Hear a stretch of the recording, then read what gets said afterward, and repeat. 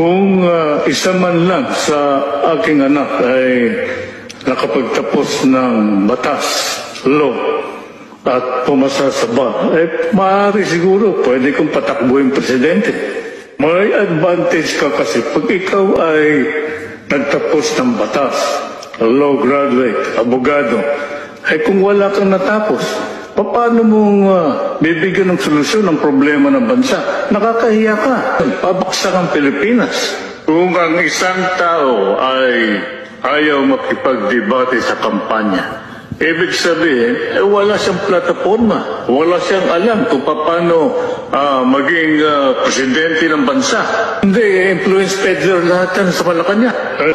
Ano ang mangyayari sa ating bansa kung ang papalit isang drug addict, walang degree?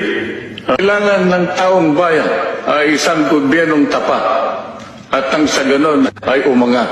Anong silbi ng pagkakaisa kung ang iboboto naman ninyo ay ang mga nagkakaisang magnanakaw? Ay kayo bahala sa buhay ninyo.